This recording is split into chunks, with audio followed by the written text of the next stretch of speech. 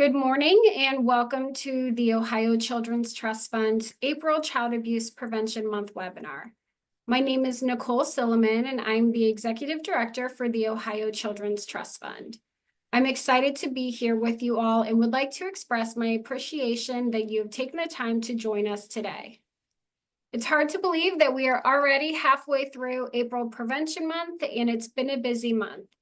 I want to remind everyone that we will be hosting 2 more prevention presentations the next 2 Wednesdays in April at 11 a.m. If you are interested in joining these presentations, please visit our website at octf.ohio.gov, and we will also put the link in the chat. Before we start today's presentation, I also want to review some housekeeping items. We kindly ask that you remain muted throughout the presentation. We will have time towards the end for questions, so please feel free to enter those in the chat. If it is a question we cannot address at this time, we will follow up after today's webinar. Also, this presentation will be recorded and uploaded onto our website for those who could not attend today. If you need a certificate of attendance, please indicate so via the chat with your full name and email address where the certificate should be sent. Please allow us a week or 2 to send these out depending on the number of requests we receive. I would now like to introduce our presenters from the Ohio Network of Children's Advocacy Centers, Celeste, Prince, and Kevin White. We are excited to have our presenters with us today sharing their knowledge about the work happening with our child advocacy centers across the state. So with that, I will turn it over to Celeste to begin. Thank you all. Thank you, Nicole, and thank you everyone for joining us today. We're really excited to be here with you all to talk about children advocacy centers and how you can partner and work together with them for prevention. So first, I am Celeste. I'm with the ONCAC. I'm our Director of Operations and Programming, and Kevin is our Programming and Outreach Coordinator. And we want to kind of start today by just sharing a little bit with you about our organization as well as children's advocacy centers so that you'll understand a little bit better how to partner and what we all do. So ONCAC is the statewide network for local children's advocacy centers throughout Ohio. We work with our local, state, and federal level multidisciplinary team members, as well as other crime victim service organizations, government officials, and other partners in order to help serve those children's advocacy centers throughout Ohio in investigating and treating child sexual abuse and physical abuse. We do that primarily by, sorry, slide switch. We do that primarily by providing training and technical assistance to those centers, as well as providing accreditation support and multidisciplinary team development, advocacy, and education. So most of our centers throughout Ohio are accredited through the National Children's Alliance, which means that they have submitted an application, completed a site review, and been evaluated to meet certain standards regarding the services that they provide and how they are able to maintain child safety and engage in treatment for children and families. So the way that our network kind of works is we have our local children's advocacy centers, which many of you might already work with or have a working relationship with in your communities, and then state chapters, which would be us. And then we also have regional regional centers as well that serve each of the regions. There's 4 in the United States, and then we have our National Children's Alliance, and they are the accrediting body. So they are the ones that do the application review and site visit reviews as well. And so we work really closely with them to help support centers through that process. Here is just kind of a breakdown of our regional setup in the US. Ohio is a part of the Midwest region. So we work with the Midwest Regional Children's Advocacy Center, which is in Minnesota. Nationwide, there are 961 children's advocacy centers, and they have served over 380,000 children annually. And here's kind of just a map breakdown of all of the folks who have MOUs throughout the US. So that is a way that we kind of measure formal service and access to children's advocacy centers, as having those memorandums of understanding allow for multidisciplinary teams to have a direct and clear pathway to children's advocacy centers, as well as ensures that they're participating in what's called a case review, which is an opportunity for our centers to talk through the cases for children and families that come through the center and determine if there's any additional needs that need to be met. So similarly, in Ohio, we have our own little service coverage map that shows here in the light blue all of the locations that we have. So physical locations in Ohio, we have 37, and those are at varying degrees of accreditation or development. So they can be fully accredited, they can be associate or developing accredited, or they can be working with us to achieve accreditation. And with those 37 locations, we have formal coverage for 48 counties. So the ones that you see in light gray have a formal MOU or linkage agreement with a center and have a pathway then to service. That being said, any child in any county can be seen at any CAC. So even if there's not that formal pathway or linkage, they are still welcome to be seen and receive services. So before I kind of jump into talking about what CACs are, I'm going to play a little video that overviews that as well.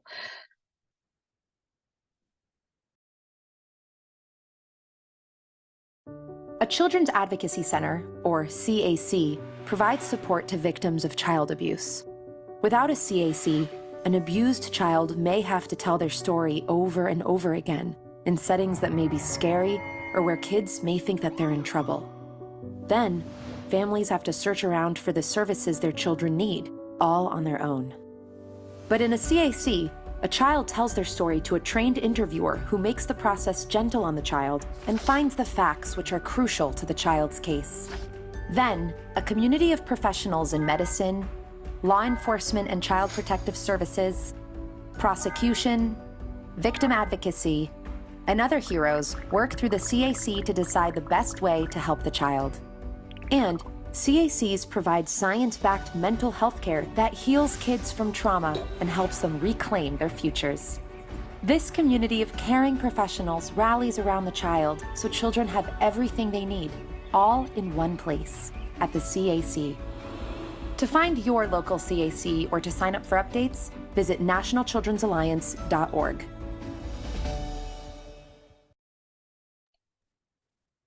All right, so I'm going to break down that video a little bit and kind of talk through the aspects of a child advocacy center.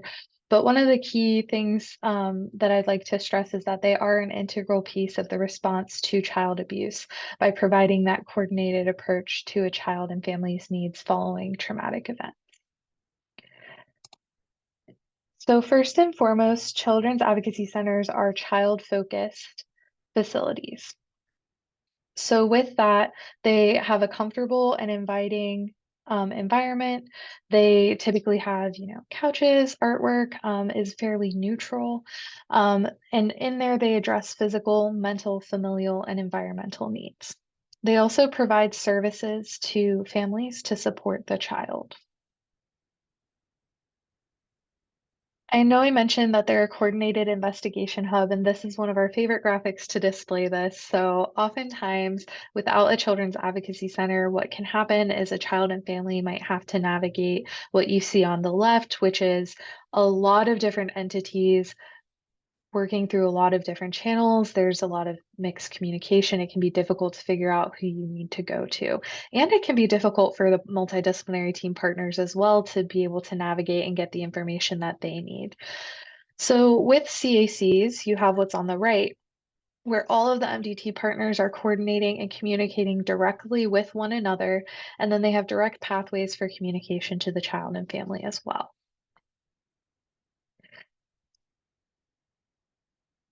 As a part of that, our CACs are providing multiple services, including forensic interviews, which was mentioned briefly in that video.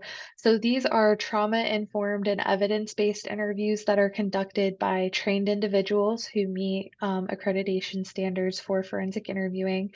And really, it's an individual that's trained to have a one-on-one conversation with a child about these traumatic things, whether it's sexual abuse, physical abuse, trafficking, any type of trauma, witnessing a trauma. They're specially trained, and what they can do is they provide this interview, and then oftentimes they can be used within the court systems. It's not a guarantee, but it oftentimes can be, and oftentimes their reports or recordings can also go to law enforcement, and children's services and law enforcement can observe the interview to help, again, with that coordinated investigation, that coordinated information sharing. They also provide either referrals to or access to trauma-informed counseling. There is a list of evidence-based practices and the national standards of accreditation that they utilize. Some common ones that you might have heard of might be TFCBT or EMDR, amongst many, many others as well. So some centers have this within their center, and families can come back and receive that at the center. Others will provide referrals to local community providers, just depending on how their multidisciplinary team is set up. Very similarly, children's advocacy centers are able to provide referrals to or access to medical exams by trained medical providers who have experience with doing exams regarding child abuse. Oftentimes, they are able to coordinate as well with either referrals or access to SANE exams if needed within certain timeframes of abuse for evidence collection. So again, some of our centers have that on site, others do referrals to community providers or hospitals. And then also advocacy. So our centers either have in-house or work with community providers or even court systems to provide advocacy to children and families, which can include crisis intervention and assessment. It can include education on victims' rights. It can include just helping with some of those tangible things that some families might need help with, whether that's gas cards, transportation, or it can include help with referrals to different organizations that can provide support as well. And at the core of all of this and all of the services done at a child advocacy center is trauma-informed care. And that's because trauma-informed care helps professionals to understand the impact of trauma and inform the work that the services that they are providing. In doing this, they're adapting to children's needs, they're using those evidence-based practices, and they're considering not just the trauma of what happened, but they're also looking at the system and the environment that the child's in. What is the relationship with their family? What is the environment that they're living in? How does that impact their trauma and impact their ability to, or their journey through healing afterwards? And all of that comes together to provide children and families investigative as well as healing outcomes. So in Ohio last year, this is some preliminary data, but over 10,000 children were served at children's advocacy centers. Almost 8,000 of them received forensic interviews. Over 8,000 of them received either a medical consultation, a medical exam, or a referral for medical services. Over 4,800 received mental health services or referrals for mental health services. And I mentioned earlier about case review. And so there were over 1,100 case reviews held in Ohio last year, and that covered over 6,400 children. So that means that those children are having their cases discussed with all of those multidisciplinary team members present. So law enforcement, children's services, prosecutors, medical professionals, mental health professionals, victim advocates, forensic interviewers that are talking through the case and figuring out where they can provide gaps in services. Over 2,000 of the cases that were reported to CACs, CPS were able to find or have reasons to believe that abuse had occurred. And almost 2,000 of those cases were law enforcement were able to file charges. 800 of those were accepted by prosecution, and over 200 received convictions. And the longest convictions were life sentences. So we know that a few of those happened. And then in addition to that, over 330 of those cases reached plea agreements. So now that we've kind of overviewed a little bit about children's advocacy centers and our network and the work that our children's advocacy centers do, I'm going to turn it over to Kevin to talk through how you can partner for prevention. Thank you, Celeste. As Nicole and Celeste both said, I'm Kevin White. I am the Programming and Outreach Coordinator for ONCAC, and I do a little bit of the prevention work for ONCAC as well. So part of my job is to just see what our centers are doing and see about the community education programs, the prevention programs that they're doing here in Ohio. And basically, there are several ways that CACs can help with prevention, but I really want to focus on 5 of those ways today. You can see them right here: community education, evidence-based prevention programming, professional training, public awareness campaigns, which is massive for this month, obviously, and the multidisciplinary approach as a whole. And we'll talk at length about the MDT approach coming up. But first, I just want to kind of break these down and just kind of go over what that means and what that looks like in a CAC. So the first of those is going to be community education. And while I do recognize that there are topics and phrases that might not be known to all of you, community education is pretty self-explanatory, right?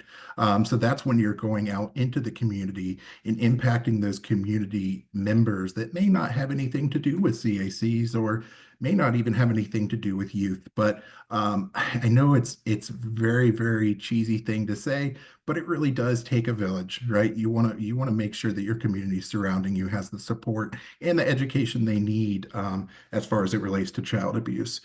So what does community education accomplish? You may be wondering that. So the first thing is that it raises awareness about child abuse. And again, that's what April is all about, right? I often joke with Celeste that I'm not from this world, right? This is not something that I've ever done before. This is my first April, believe it or not, in this world. But I didn't know much about child abuse at all before I took over. But now that I do know about it, I just want to help so much. And so it's all about getting that awareness out there. One of the most important things that we can do with our community education is to spread word about the warning signs of abuse. The earlier we spread the word about those warning signs and the earlier we get people to take note of those warning signs, the easier it's going to be to prevent abuse, right? So we want to be able to instruct community members about those warning signs, and that way they can kind of notice some of those warning signs when they're out and about. Another thing that community education does is to instruct those community members on how to respond to allegations of abuse too, but maybe most importantly, how not to respond to allegations of abuse, because there is a certain way that you want to go about doing things, right? So those programs are just there to help community members learn what is acceptable, what is not acceptable when you're talking about the responses to abuse. And then again, these efforts can really empower community members to take action super early when that prevents abuse rather than after the abuse has occurred. It's sometimes hard to tell when abuse is occurring, but once you learn those warning signs, you can get on it early and hopefully prevent it. I do want to show you just on the right, I'm not going to read through all of those, but on the right here, you can see a graphic from one of our centers that we help out from Harmony House in Belmont County. Their community education coordinator's name is Katie Bainel, and she does a wonderful job of doing setting up their community education program. This is just 2 of the few pages that she had, and you can see some of these you might be familiar with. Child Help Speak Up and Be Safe is pretty popular. Child Safety Matters is pretty popular. But again, this is just a brief glimpse of the wonderful community education program that Harmony House has in helping those residents of Belmont County and the surrounding areas. So next, we're going to move on to the evidence-based prevention programming. Again, this is kind of what I've been working on for the past few months. Celeste and I were lucky enough to team up with OAESV and do some work with them as well. But why do we choose evidence-based programming? Obviously, there are tons and tons of programming out there, but we really want to focus on evidence-based.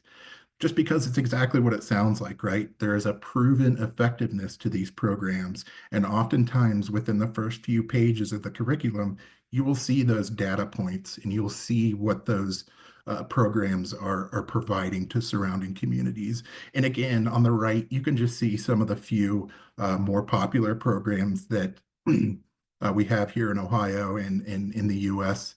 But those programs also provide consistency, which is huge. Oftentimes, if you don't have a set program, you want to make sure that you're going into each classroom, each class that you're teaching, and have a consistent point of view and a consistent message.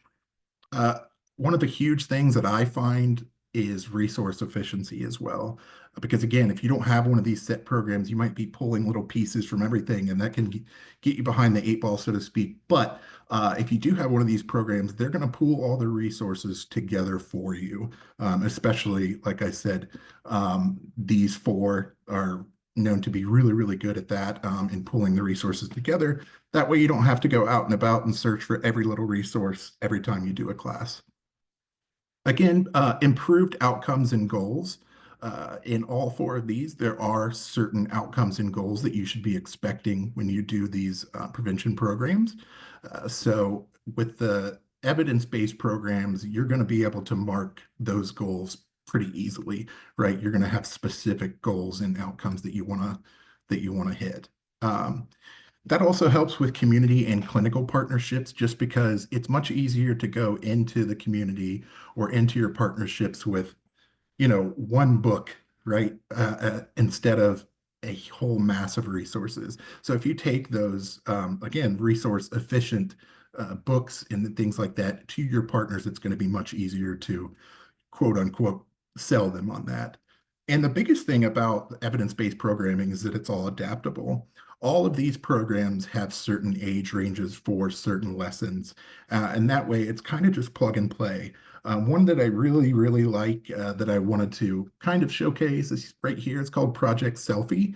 And it's super specific for those teenage ages and goes into internet safety and cell phone safety and that kind of thing, because that's huge nowadays, right? I know when I was growing up, I still had a cell phone and everything like that, but kids are basically born with cell phones now. So we want to get on that early and try to teach them how to be safe online and how to contact others. Professional training. So there are a few different types of professional training. We want to keep in mind that professional training does not mean training of like CAC staffs, that kind of thing. But professional training from a CAC, it can be offered to teachers, healthcare providers, law enforcement. And one of the biggest types of training that you will see from a CAC is called mandated reporter training. And I want you to pay special attention to this graphic. I know this one right here is a little weird. I did not make this graphic, so I just want to show you what a mandated reporter is. And it says right here who must report, right? So you've got school personnel, clergy, so anyone from a church, that kind of thing, child care providers, mental health and social workers, medical professionals, and law enforcement. And those are all considered mandated reporters. And there's several more that are not on this list, but this is just kind of a brief overview. But CACs do a wonderful job of getting into those locations and traveling out to those people and training them on what mandated reporters have to do. That said, most of those trainings will be open and community members can attend them. That does not automatically make you a mandated reporter if you attend that training. Mandated reporter training really just shows how to report, what steps are you going to take, and how to be prepared if something like this does happen. So I want to pay attention to the other side of this graphic that says who can report. So any citizen, any community member that feels like they should report something, or if they feel like a child is in danger, go ahead and report it, right? Child Abuse and Neglect Reporting Act states that the name of the mandated reporter is going to be confidential, right? There's no worry about, oh, okay, this is a close friend of mine, but I feel like their child is in danger. I want to report them. There should not ever be a worry about that, because at the front of your mind should be the child's safety. And reporters cannot be held liable in a civil or a criminal court. So again, just something to take that stress off of you. And the law states that reporters must have a reasonable suspicion. Obviously, you don't want to report something if there's just, if you're just assuming. You should never assume that a child is being abused. You have to have a reasonable suspicion. But these trainings instruct community members on how to respond to allegations of abuse. I think I mentioned it before, but just along with that, we also need to be knowing how not to respond. You never want to be super aggressive and just go up to someone if something is happening. There are certain ways to respond to allegations of abuse, and these trainings can really help community members and those mandated reporters to know those. And again, like I said earlier, the efforts of these trainings and communities just helps out with those warning signs, and it helps take action early so that we can prevent potential abuse. Public awareness campaigns, like I said, this is basically what this month is all about, right? It's April Child Abuse Prevention Month, and Sexual Assault Prevention Awareness Month. So whole month long, you're going to see a bunch of public awareness campaigns. And you can see on the right just some of our graphics that we plan to use for this month, or some that we've already used. What this, excuse me, what this does is educate people on terminology. And I know Celeste mentioned a little bit before, there are so many acronyms in our field, right? There are so many acronyms that the least that we can do is kind of educate the public on what some of those mean. Or, like I said, some folks don't necessarily know what child abuse is. They may know what physical child abuse is, but there's all sorts of different types of abuse that people may just not realize is abuse. So we have to understand, while most of us that are attending this webinar are in the field and kind of get that basic understanding of what abuse is, you cannot assume anyone's education on that. So it's super important to lay out the baseline and lay out the basics of what abuse is. Additionally, you can see that some of these graphics have data in them. And I do know that those data points are huge for folks to see as well, because again, this is not a thing that you think happens in your backyard, but unfortunately, it's happening everywhere. So anytime that you can put out data or statistics about what's happening locally or even statewide is going to be a huge help to help people realize, hey, unfortunately, this is happening in my backyard, and I need to figure out some of those warning signs and be a little more aware. Additionally, those public awareness campaigns can do a wonderful job encouraging community vigilance and support. And NCA has a really great group of graphics that we shared one not too long ago, that you want to be looking for those warning signs pretty much everywhere where you see children. And one of the graphics that we shared a few weeks ago was about sports, youth sports. Obviously, with the weather somewhat turning warm here in Ohio, you're going to see a huge increase in kids being in sporting leagues and being out there and playing with each other. And so, yes, parents should be really mindful of what their children are doing during these sporting events. But we also want to, again, it's going to sound like a broken record here, but we want to teach them those warning signs that they can see other children and see how other children are interacting with each other. And that way, if there is something wrong, we can spot it and kind of do our due diligence from there. And additionally, they really just help to open conversations where they might not have been started before. Like I said earlier, you never want to assume that people are educated on everything. So if they don't know the warning signs, if they don't know what abuse is, it's going to be really tough to open a conversation with someone that doesn't know about that kind of thing. So at the baseline, we need to get those basics in there. And you can see here, yes, these are 3 different kinds of public awareness posts, right? So we have our data points here. We have our Wear Blue Day here just to kind of show support. But this one here is super unique because it gives you some tangible action items to tell to your children, right? This one's all about bodily autonomy and safety. And while children, yeah, it's fine if they want to hug, that's always an option. But we should never be requiring children to hug someone. And this just kind of shows, obviously, you can see this graphic right here. It just kind of shows some of the options for children to have when they're greeting others. And that's just another way that a public awareness campaign can be useful by giving those kind of tangible action items for people as well. And I do want to share this just brief public awareness campaign video.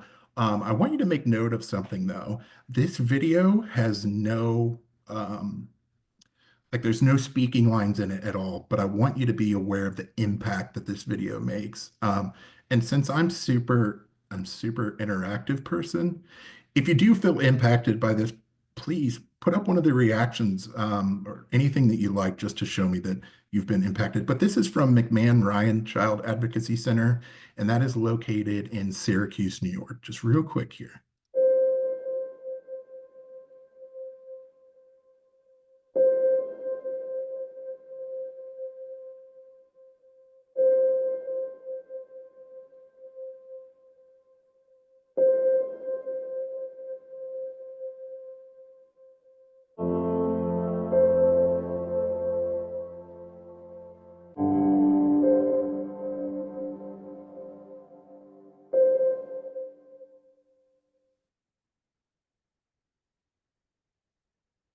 Right. So again, like you noticed, there were no speaking lines or anything like that, but I do feel like that short video had so much impact just because of the statistics and kind of putting a face to the statistics is just a huge tactic and is really impactful. Actually, when I shared this in office, uh, Danielle was telling me how impactful that short video was. She got a little misty-eyed, and those types of things are huge because yes, we want to spread the word as much as possible, but unless people feel kind of a connection to it, it's going to go by the wayside. And that there's a definite connection to that video, right?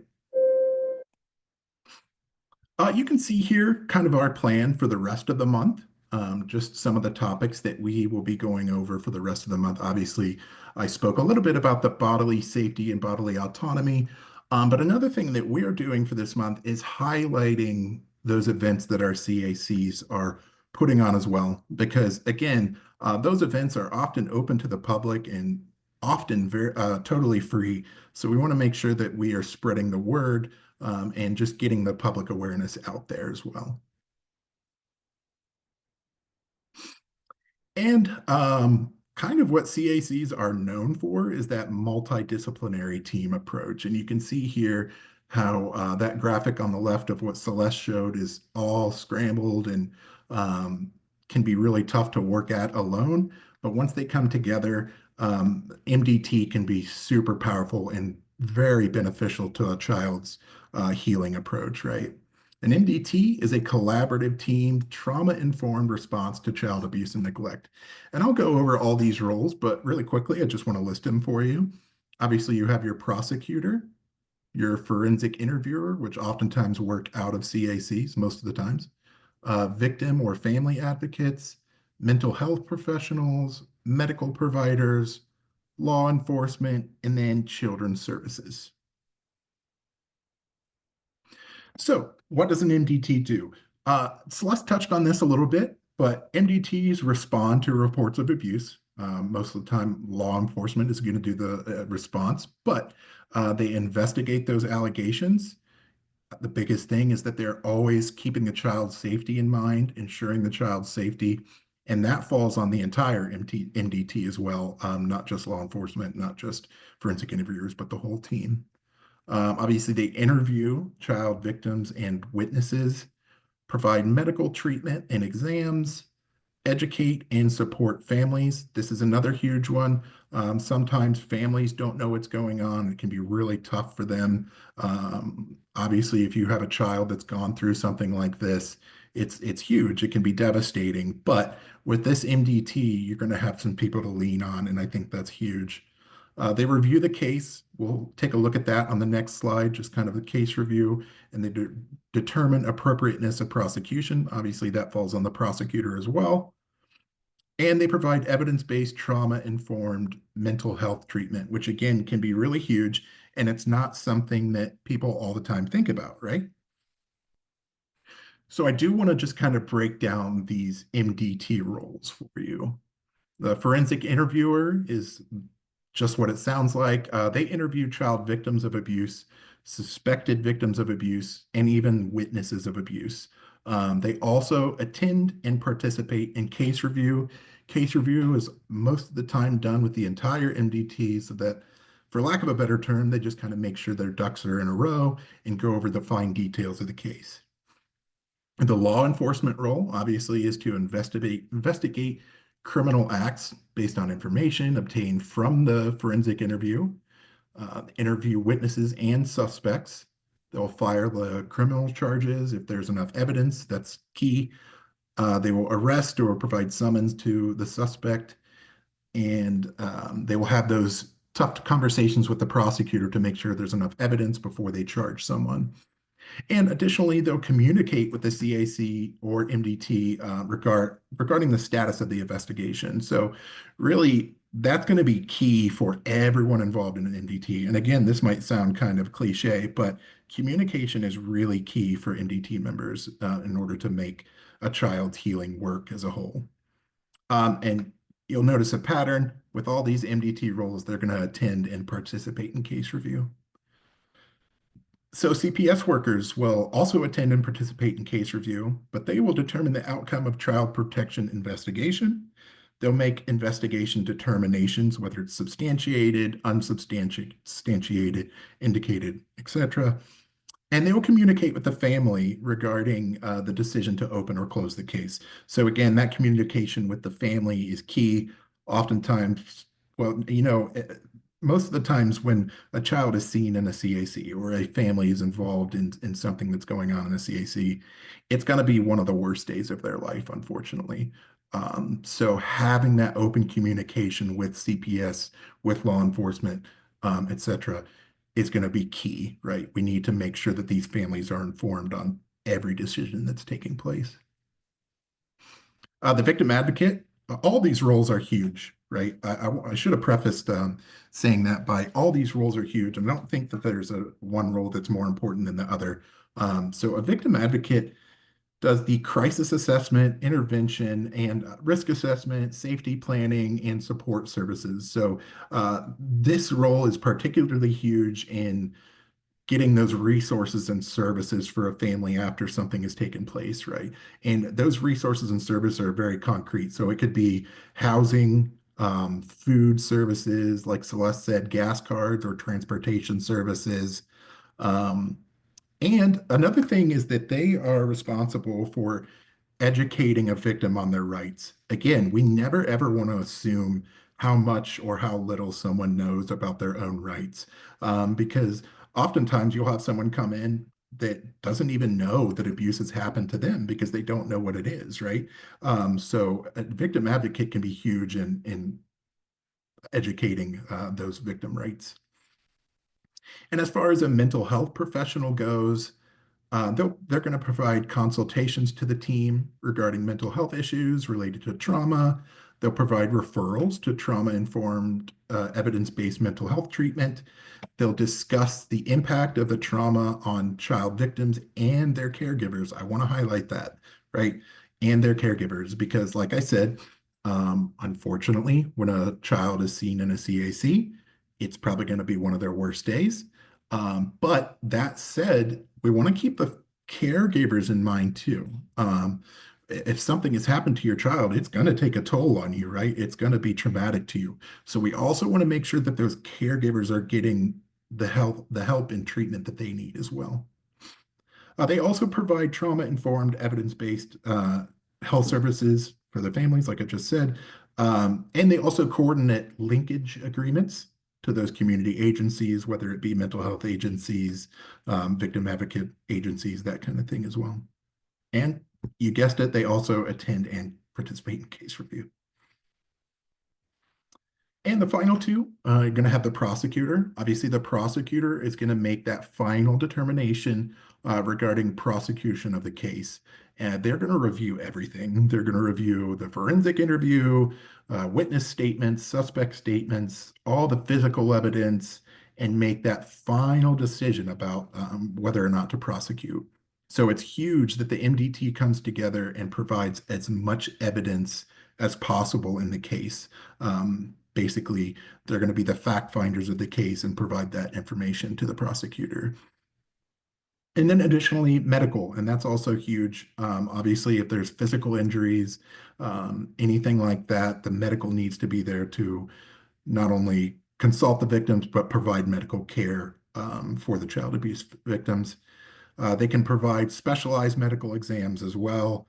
They'll explain the results of the exams to the family and to the child themselves. And they also do a wonderful job of discussing why a normal exam does not mean abuse did not happen. There's not all the time going to be signs of abuse, physical signs of abuse. So doctors and medical team can do a wonderful job kind of explaining that to the families. Additionally, they can discuss who should conduct the medical exam. If a child does not want a medical exam, if a child is not comfortable with that specific doctor, there are plans in place to kind of make a different decision as far as that's concerned.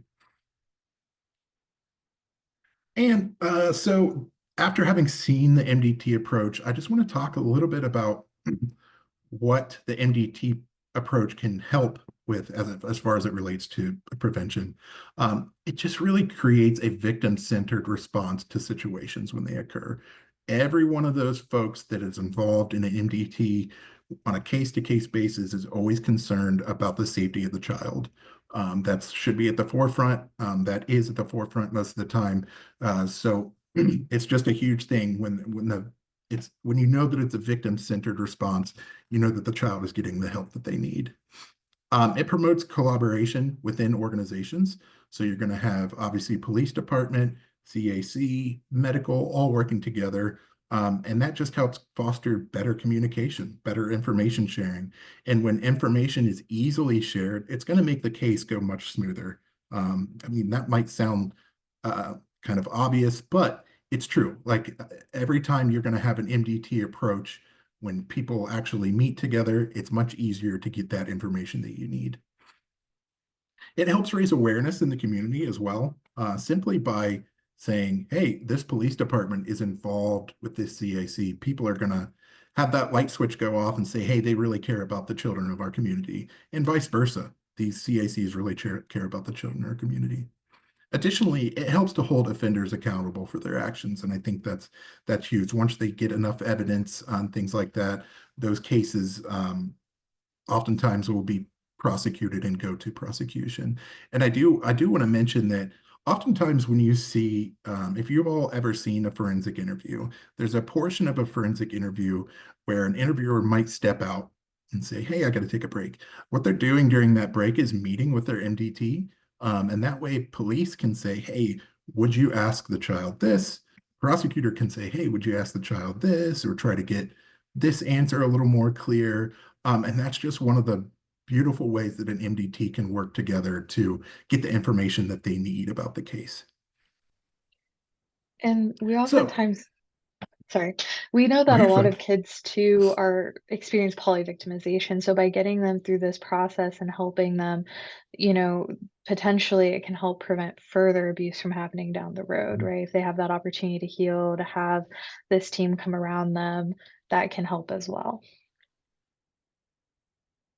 Yeah, absolutely. And I do just want to say, for those of you that are not currently involved with a CAC that might be local to you, there are ways that you can get involved. You can utilize that community education. Like I said, a lot of the times that community education is going to be free. They oftentimes can do it at educational service centers, just other public locations around your county. So that's one of the very first and very unique ways that you can get involved with the CAC. You can support their public awareness campaigns. Obviously, this month, there are events going on all over the place for all CACs. A lot of them will have, you know, whether it be public parties, gala events, that kind of thing. Those can be huge just to go there and show them that you're supporting their cause. Volunteering is another huge thing. Most of our CACs offer some form of volunteering, whether it's, you know, checking people in at the front door, helping cleaning. A lot of, actually, one of our CACs, I believe, Care House has a quilting group that folks quilt blankets to give out to each child that is seen after a forensic interview. And I think that is just amazing, right? That is such a comfort piece. But again, volunteering is a huge way that you can help out of your local CAC. And then obviously donations and fundraising. I just want to call quick attention to our new health kit initiative, our hygiene kit here. We're taking donations for this all the time. But again, this is something that each child will receive after their forensic interview. It includes just the basics on hygiene, a toothbrush, hairbrush, feminine products, soap, that kind of thing. That can be another thing that you can donate. If you don't want to donate money, you can donate tangible goods. And these are things that are directly impacting the children that are seen in CACs. So that's just a couple of the ways that you can partner with your local CAC. Great. We want to thank all of you who are partnering with your CACs currently. If any of you are interested in partnering and you're not sure where your first step would be, please feel free to reach out to us. We're happy to help get you connected. And with that, we'll take any questions that you all have.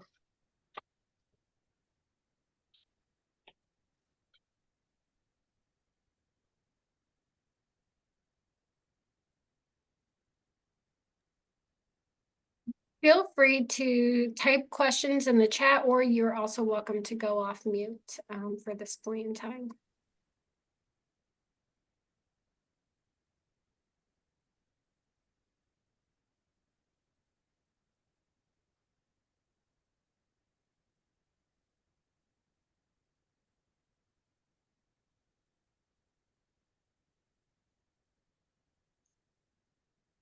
Looks like there are no questions at this point in time, but you have both Celeste and Kevin's contact information on the screen right now.